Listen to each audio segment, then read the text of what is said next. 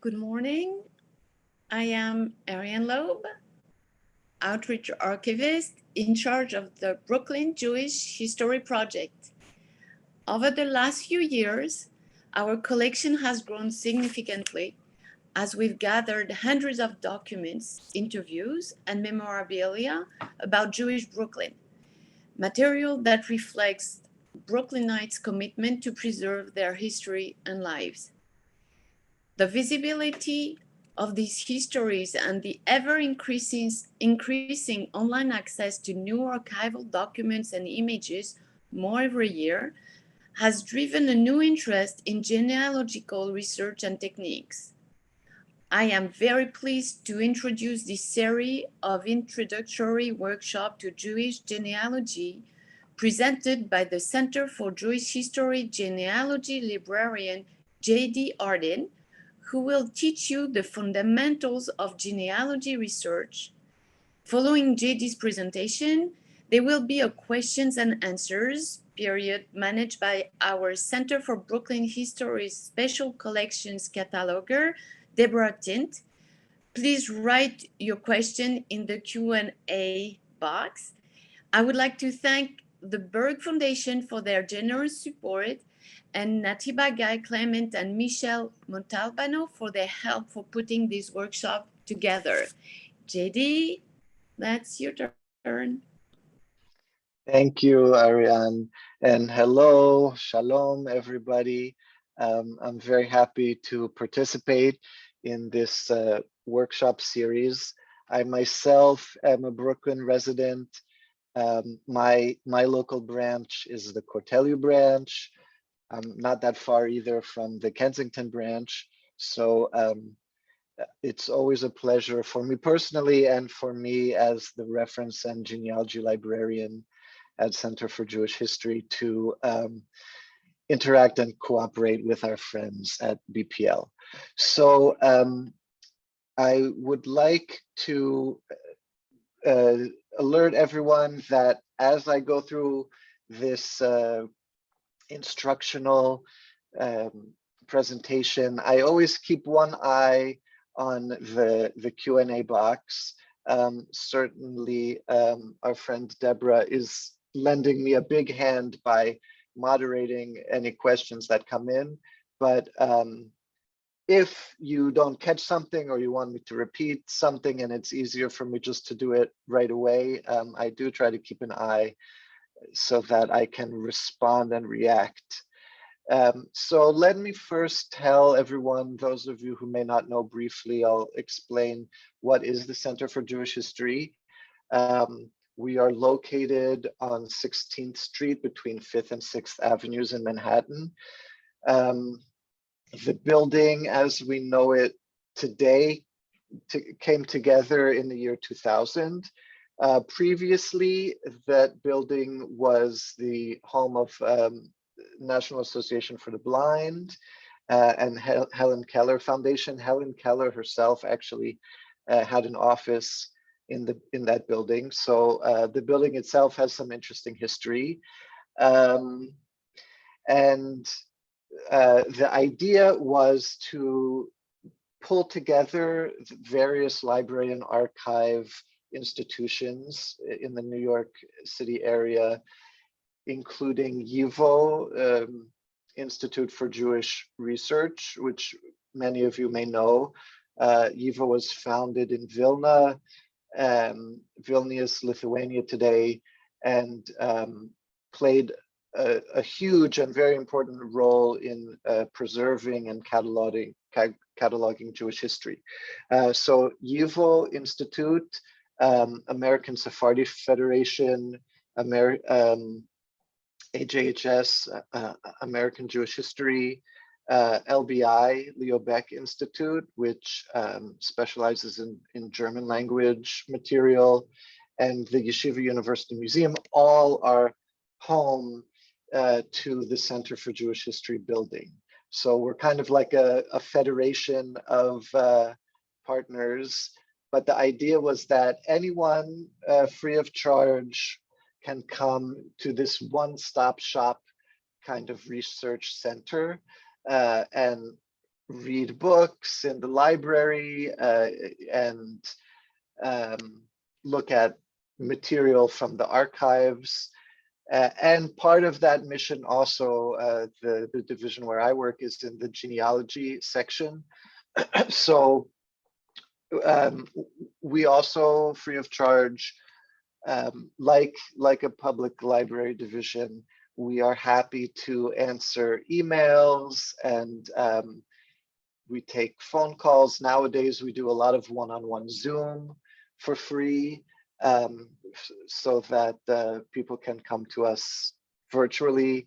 And we also do for community organizations these workshops. So I'll put, by the end of this session, I'll put my email into the chat.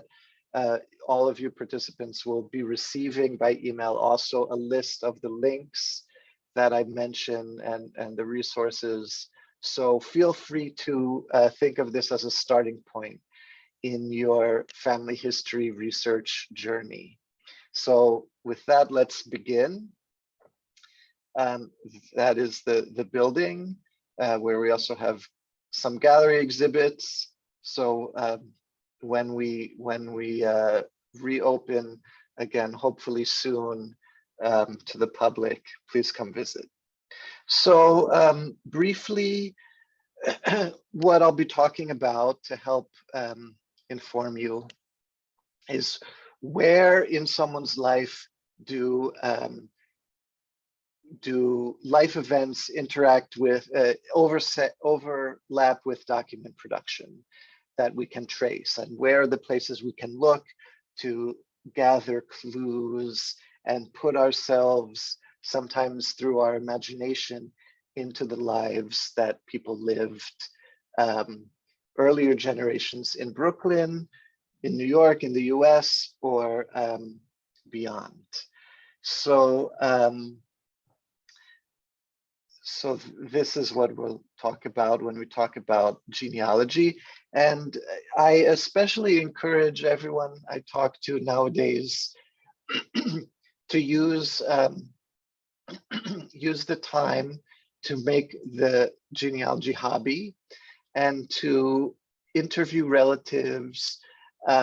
You can make a Zoom with some relatives and record it very easily, and that's a very quick way to preserve your family history in a video format.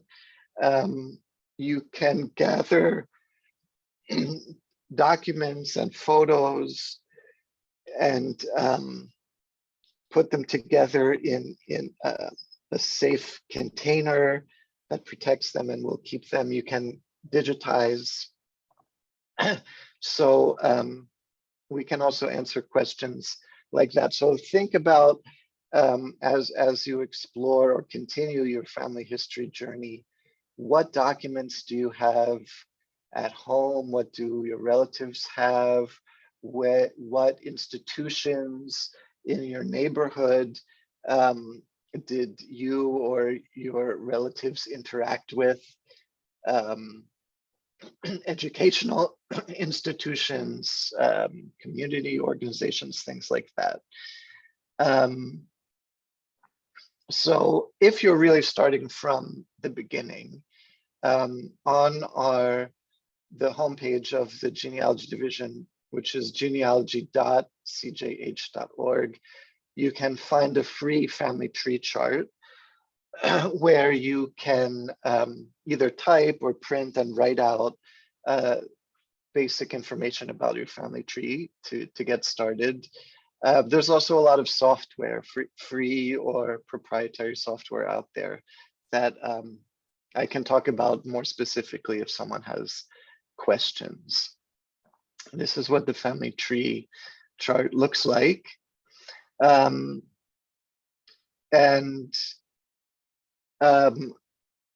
love Brooklyn Public Library for many reasons, but also for their making available online resources through their website. When I log in with my library card, account number. It may not continue indefinitely, but at least for now, you can log into a lot of the online resources, including ancestry.com from home through the library website. But for those of you who can't manage that or don't want to pay the Ancestry subscription, you can get 2 weeks free on Ancestry with a home subscription. But I also always like to tell people at the beginning that there's a similar site called familysearch.org, which is free. You register with your email and you can search for records, census records and immigration and records like that, similar to Ancestry, but on familysearch.org. And I'll tell you some other lesser known resources that can also help.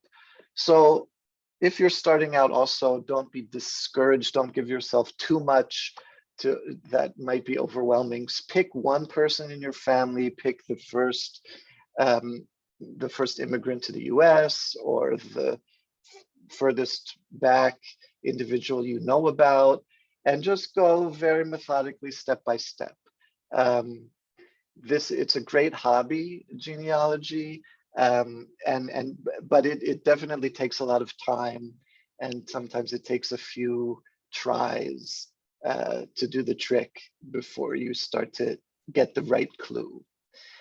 And the tips and suggestions that I hope we librarians are good at providing you with include also things like, when you're looking at that Ancestry or Family Search or another database, it may seem like if you put the first name, last name, and the husband or wife and the kids and the name of the dog and where they were born and the job, that if you really put so much specific information, you'll definitely get a lot.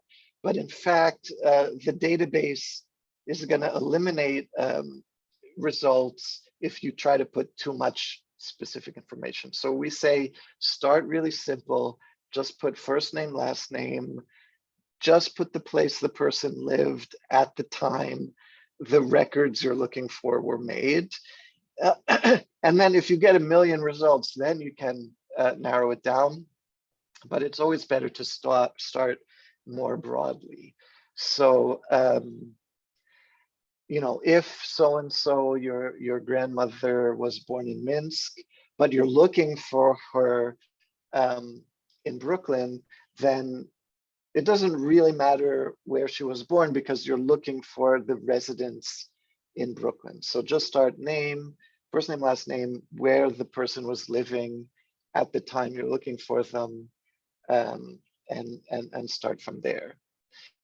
Another myth that it's always fun in my job to argue with people about, and especially in our Jewish families, because people were coming from, you know, with different languages written in different alphabets.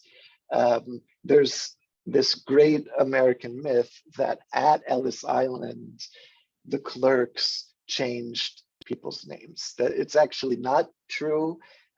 It sounds good, and people have a lot of stories that make it seem like it could be true. And there was a scene in the movie The Godfather where they played out that idea. But at Ellis Island, they were very busy. They had a business, like get off the ship, check people off the list, you know, get their bags to them, boom, boom, boom, get them out.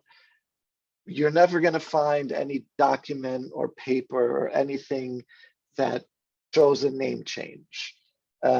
Usually someone bought a ticket all the way through, you know, beginning to end, and they didn't need to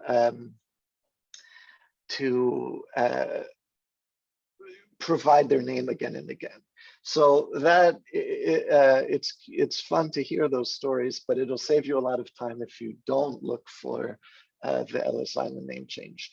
Certainly, our immigrant ancestors changed their names or Americanized them, or maybe used someone else's documents to get out quick from the Russian Empire to avoid the draft, but they didn't actually come and have their name changed at Ellis Island, like Superman, maybe we could imagine.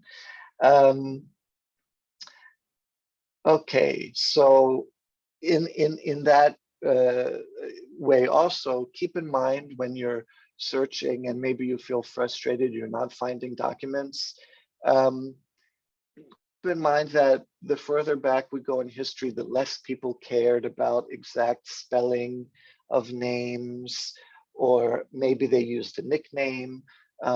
Often in our Jewish history, we have the tradition of double first names, like Tzvi Hirsch, Chaya Yenta, you know, these double first names. Usually there was a Hebrew name plus a more casual name. But you never know which name, you know, because that Jewish system doesn't fit into the Russian or the European or the Western or the American system of a single first name. It could be either name that might have been used as a first name. And I can talk more if someone wants to know more specifically, but in general, regardless of the direction of diaspora, it wasn't part of Jewish culture to have a last name. And so many of our ancestors did not have fixed last names, even up until and through the 1800s. So that's another particular quirk of Jewish genealogy, but it also means that, you know, give them a break if they didn't spell it exactly right, or you know, the name changed a little here and there. It still could be relevant for you, so don't give up. Public library, NYPL and BPL, as I said before, I love that you can get into the databases from home. I also love the Brooklyn Daily Eagle site, and maybe I'll demo it later in this presentation, because that's also a great way through an easy to use website to look for information. So I'm keeping an eye on the questions. Some of them are specific in ways that I'll encourage those of you who want to research that more fully to email me at gi@cjh.org, which I'll put into the chat and mention again. I see also someone mentioned garment industry and garment factory work. So I'll pause for a second to address that. So when we're talking about where in someone's life do their life events produce a document or a trace, that's what I want to encourage. And here I'm showing on the screen potential sources of information. So you could think about, was that individual in a workers' association, like the Workmen's Circle? So at Center for Jewish History, we have records of Workmen's Circle, for example, among other institutions. We was that person in an immigrant aid society, like the, you know, often people are buried in cemeteries, in Jewish cemeteries, in plots that were bought by the Crackover, Landsmannschaft or Immigrant Aid Society. So that can give you a clue about where you might find records. So if you have a garment industry ancestor, you could try to figure out, was that person in any institution that kept records and those records survived? So it's possible. It may take some detective work, but it can be done. Often, though, if someone just worked in a regular factory and wasn't a member of any kind of group, then it might be harder to find them, particularly in that group, in that function as a worker. But did they collect Social Security? Did they apply for a passport? Did they attend any educational institution? There are more places to look than just census and immigration. So that's one of the things I hope to inspire in you today, is think about other places you can look. Another helpful point for us, particularly in Jewish genealogy, but in genealogy in general, is to also keep in mind the changing borders and the rise and fall of empires, right? So most American Jews have ancestors who immigrated here from the former Russian Empire, which on immigration or naturalization documents, they refer to as Russia, right? Because it was at that time the Russian Empire. But in most cases, if you want to go further back, then you'll have to figure out exactly and determine which of these little Eastern European countries today they actually came from. So it could have been Latvia or Lithuania or Eastern Poland, Ukraine. All of those countries used to be part of the Russian Empire.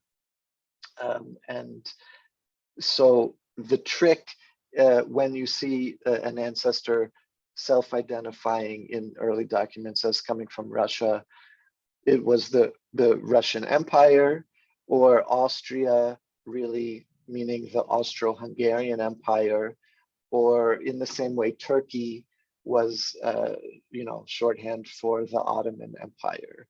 So that's a first step in the detective work of figuring out where exactly they came from. And for more specific advice on how to do that, be in touch and email us at Center for Jewish History, and we can help you figure that out. And one of the resources easy that I point to for that is Jewish Gen, which is also free, jewishgen.org.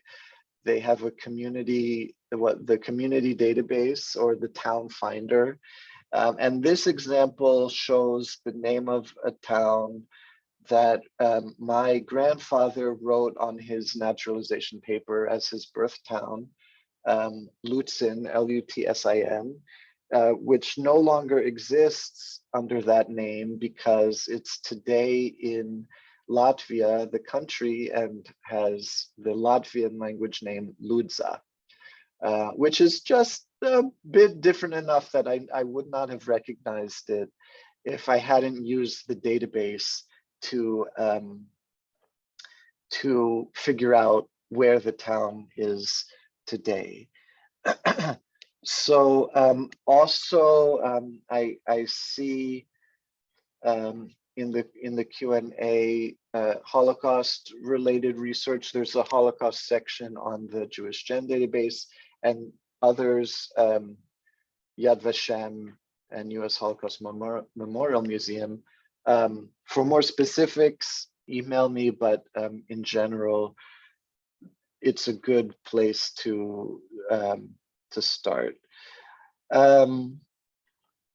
Okay, so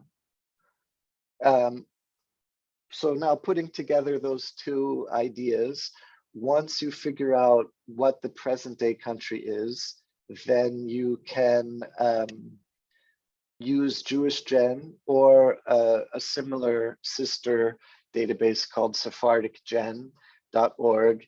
And you see here on the screen that you pick where you want to look for records by the present day country as it is today. So there's no Russia, because there were very few Jews who lived before the Soviet Union in the present day country of Russia. So you'll determine what little country it is today. And then you can use JewishGen or SephardicGen to look for birth, marriage, death, Holocaust, census records, etc., before immigration. So that's the path to take. Also on JewishGen, there's a forum called ViewMate, where you can post a gravestone or a document in another language, and people will voluntarily translate it for you. And there are some rules about, only do so many total a day, so to give other people a chance. But I see that someone in the Q&A asked about translation, so I'll mention it as I go. And there are other resources as well on Facebook that I can tell you about if you use Facebook. So this is what a typical record will look like when you see it on JewishGen. You don't get the original record unless there's a little note on the side, click to view, view image. Then some of those will open up the original image in Polish or Russian usually. But everything is typed out, translated into English or Latin alphabet. So you can see you'll at least get the date of the event, the individual, usually the person's parents. Sometimes you might even get a grandfather's name, or extra information like profession and witnesses, things like that. So it's a really good resource. Again, it's free, and you don't have to read the original language. So I'll mention, and if people have more specific questions, ask me at the end. But if you want to go deeper into pre-immigration material, you can use that JewishGen. You can use a site called Genealogy Indexer. If someone in your family was in a profession that would have been listed in a business directory, you can use those. New York Public Library has in their digital collection New York City business directories. So you can also look for that, NYPL and other institutions that have digitized business directories in the US. And briefly, I'll mention, because I like this site, Historical Jewish Press by National Library of Israel has digitized a huge range of Jewish newspapers from different communities across the diaspora and in Israel. And you can search, you can use the search bar to search in the language of that particular newspaper. English is included. So if you want to research the town, or you think an ancestor might have been mentioned in the newspaper, that's a great place to start right away. So again, think of this as a start to your family history adventure. You don't have to learn everything perfectly right now and you're done. You can be in touch with me and my colleagues at Center for Jewish History. For Brooklyn specific research, we can certainly help, but I always am happy to refer researchers to our friends at Brooklyn Public Library. And it's exciting to that they're doing, continue to do interesting local community history work. And I'll show, actually right now, before I end, I'll show a fun map that also has something to do with community history. So the second Friday of every month, which actually is today, later at 2 p.m., on the Facebook page Center for Jewish History, every month, I or one of my colleagues present a short live streaming video on a genealogy research topic. It's free, you don't have to log in, you just go to that Facebook page and the video will pop up a couple of minutes before 2 p.m. So that we also have the catalog of past episodes that you can watch on our Facebook page. So I encourage you to like and follow Center for Jewish History on Facebook so that you're alerted when we do those videos. Here is the email, gi@cjh.org, which I will type now into the chat, just in case that's easier for anyone to copy paste. So like genealogy inquiries at centerforjewishhistory.org, gi@cjh.org. Is where you can reach me and my colleagues. If you're part of a community group that would be interested in a short workshop like this, you can also email us. Or if you're having trouble and you want some help from a librarian, write to us and we can do a one-on-one Zoom. Which I think is one good thing that came out of this pandemic, is that we all became experts on Zoom. And if it's cold outside and you don't want to schlep down to the library, we can both stay warm inside and do a Zoom and talk as much as we want to help you with your research. Also, starting in March, we're going to be continuing the 10-week deeper dive into genealogy. I'll be teaching this 10-class session about Jewish genealogy. So if you really, if this was a little basic for you and you really are ready to go deeper and more advanced into Jewish genealogy, then visit our website, email us, and sign up for that class that has a discounted price for members also, if you want to become a member of Center for Jewish History. Okay, so I want to leave plenty of time for questions, either on mic or in the chat. So I'll stop the screen share now. And Deborah, I appreciate your help in putting together the questions so that I don't waste time. So I see, for example, those that I haven't addressed yet, or more specifically, someone wrote in about family members who disappeared in Budapest during the Holocaust. So the three, and I'll type this into the chat, so also at the same time. So the three places, and actually, you know what? Let me go back to my screen share, because sometimes it's easier to see, and I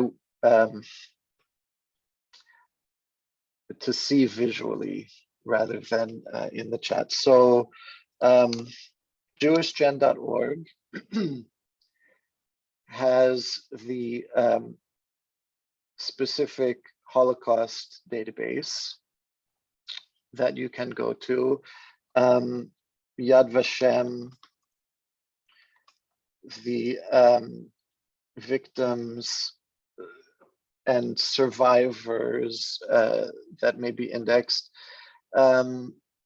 is a main database. This is what it looks like. And the US Holocaust Memorial Museum database. But keep in mind that sadly, there may be a record of someone who died in the Holocaust only if somebody else survived to make that record. So it's estimated that there could be more than 1 million names of people who no one survived to report that name. So you and your family may know it, but it may not be on any list because there's no one else who was there to make a page of testimony, or you know, there's no surviving list that was made. So I encourage you to do your best to honor people, you know, the memory of Holocaust victims by doing the search, but know that, you know, especially depending where the tragedy of the Holocaust took place, there may not have been any list, or there may not have been any survivor to make a page of testimony to report that name. And so I encourage the work, but keep in mind that sadly, that's also part of our history. Very apropos of these pandemic times, somebody wrote in about a Spanish flu death. You could look for death certificate if it was reported correctly in that way. But just like, unfortunately, in these days of the pandemic, not every death is accurately reported with the cause of death. But that's an interesting question, Spanish flu. And sadly, like we're dealing with today, very apropos of what we're going through today. So I want to mention this great website is called ItalianGen.org. It was made by Italians, by an Italian genealogy group. It's not just for Italians. And they have put, their volunteers have worked very tirelessly to put together databases, indexes of birth, marriage, death, citizenship, and other vital records from New York City itself, parts of New Jersey, Long Island, Puerto Rico. They keep expanding. So that's one place you can look, a lesser known database. If you tried Ancestry, if you tried Family Search, this is a good place to look so that you can get the certificate number itself. You can see here the types of databases. And I won't go too far into a demonstration to save time, but you know, for example, early Brooklyn and Queens deaths. So you can see if you find that certificate number, and then you'll know which archive to look in. So speaking of foreign language records, I mentioned already on JewishGen, the under research, the ViewMate section. where you can post. You can also, if you use Facebook, there are a couple of sites, genealogical translations, where you can join, post an image in a foreign language and people will voluntarily translate it. If it's Jewish related anyway, then you can also go to the page Tracing the Tribe, Jewish Genealogy, and people also will translate tombstones or documents for free. So so I wanted to show, I love recommending the public library sites. So Brooklyn Daily Eagle, and I'll show on this Brooklyn newspapers database, it's separate from the catalog and the resources, or it's a standalone website. So you don't need to log in with the library card, and you can search a local newspaper. So this is leading into this next question about someone's grandfather had a pharmacy in the Bronx.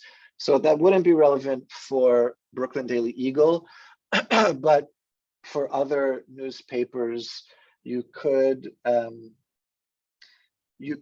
type in the name of the pharmacy or the specific neighborhood. There is another Library of Congress site called Chronicling America, which has many New York newspapers. This also you can use for free. You could type in your grandfather's name if he was mentioned in the newspaper. But again, through the public library also you can see for the Bronx NYPL, look on the digital portal of NYPL for a business directory that would be in the relevant years for the Bronx, and maybe you can find that way. That would be one suggestion. I will show also now, because it is in some ways unfair, or just that most Jewish Americans have ancestry from Eastern Europe, but certainly I like to represent Sephardic diaspora genealogy. This is the similar great website, sephardicgen.org. You can browse by the again by the present day country. The databases here also organized by countries. So this is a free and easy way, and there's a lot of overlap also because people went back and forth. So Jewish Gen has some records from Syria and Israel, and that part of the diaspora that starts to move into being identified more as Sephardi or Mizrachi. And Sephardic Gen also has some overlap with France, those Jewish community members who went back and forth from North Africa and France, overlapping with Ashkenazi diaspora. So that's one place to look. And I showed at the end of the presentation libguides.cgh.org is where you can browse research guides that we librarians have made, and by country or by topic, including Sephardi and Mizrachi research, you can go more specifically by country or by topic. including Holocaust or New York City, etc. You can go deeper into those kind of topics. Okay, so that I'll let that cover Sephardic and or other Mizrachi, and I'll say also that because our Jewish diasporas went back and forth and overlapped, if, for example, you have Sephardic ancestors that went to Eastern Europe, my grandfather's town in particular had a tradition of Sephardic rabbis. The last rabbi of that town, Lutzen, was Don Yechia. That you'll still look for the records in Latvia, right? So the Sephardic Research Guide is just organized by countries where the communities self-identified as, the majority of the community self-identified as Sephardic. So for example, Greece is included because it was part of the Ottoman Empire, even if there were Romaniot Jews that predated the Sephardic arrival. So there's an overlap.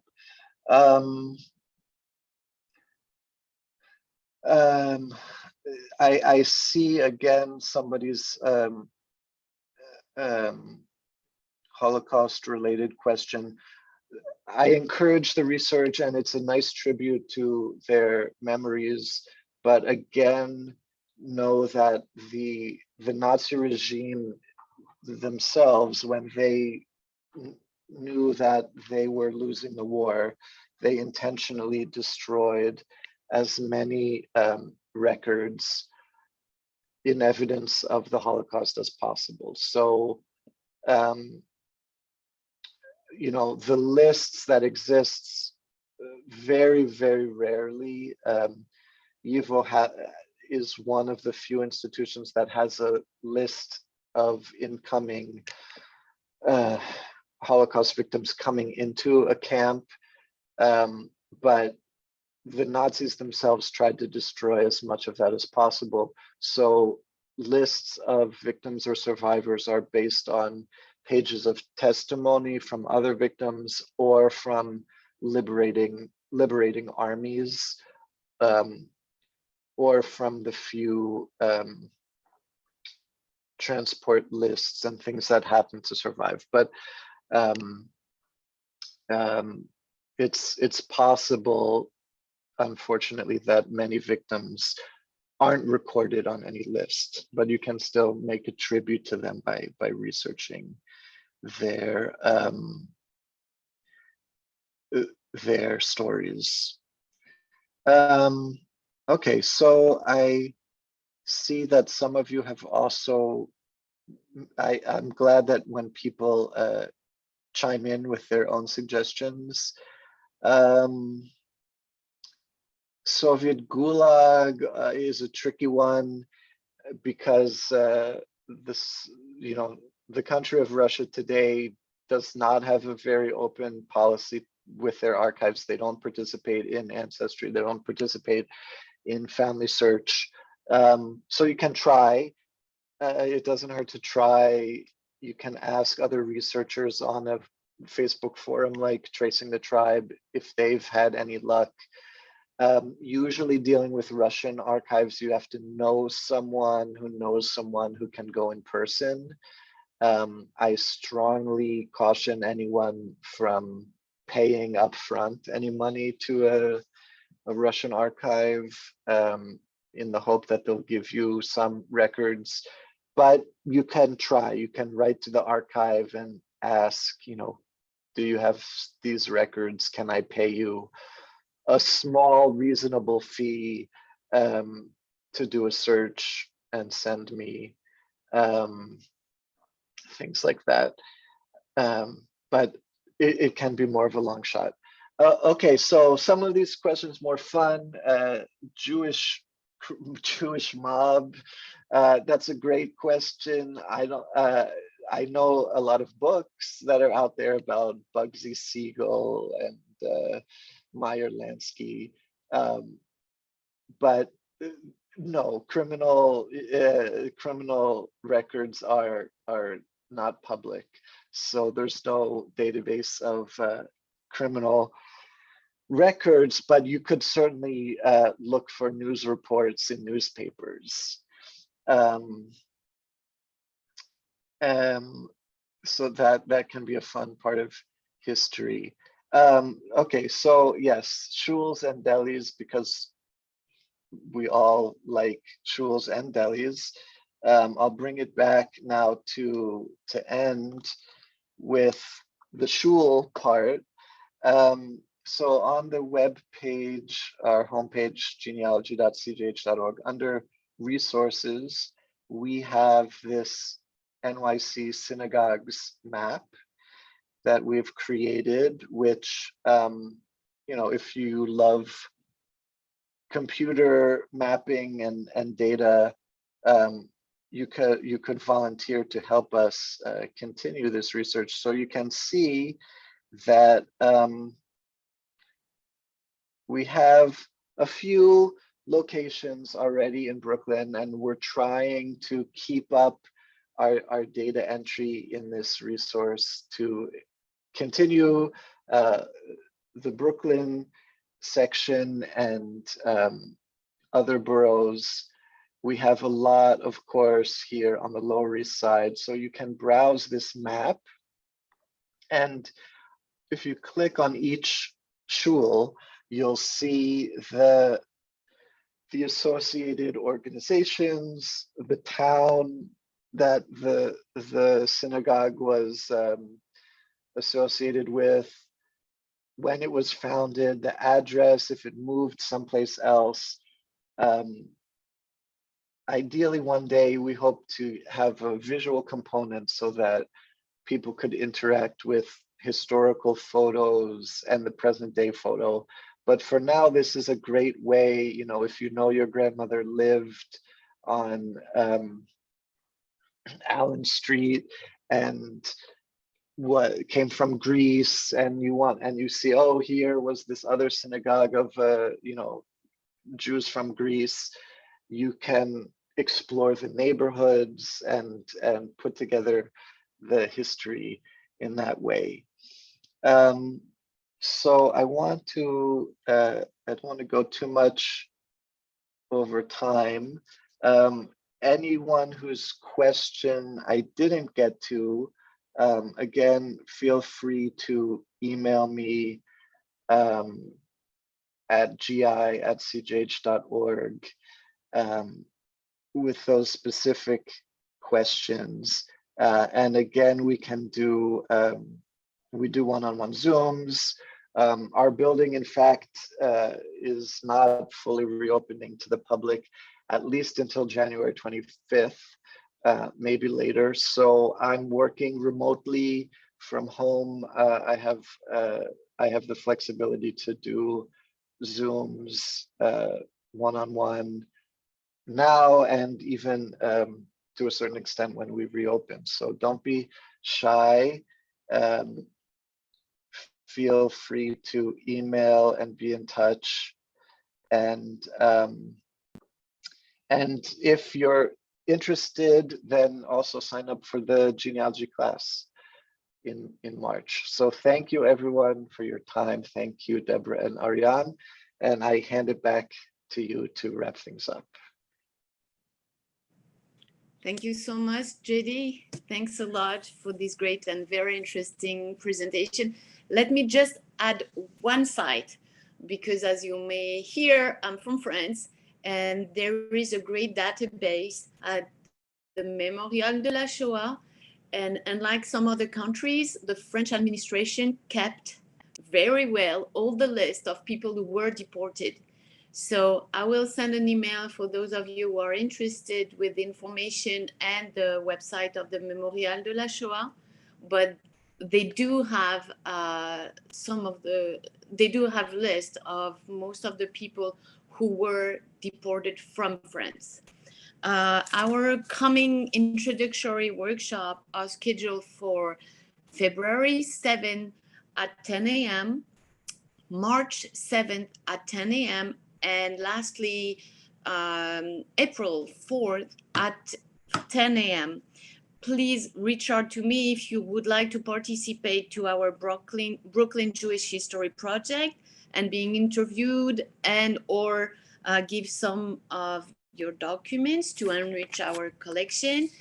You will find all the information and the links mentioned by JD in the attached document that was sent you with the link of the workshop. I'll be happy to resend it again, as well as the information and the link for the Brooklyn Jewish History Project. Thank you again. Have a great weekend and stay healthy. Bye-bye. Bye-bye, everyone. Bye, everyone.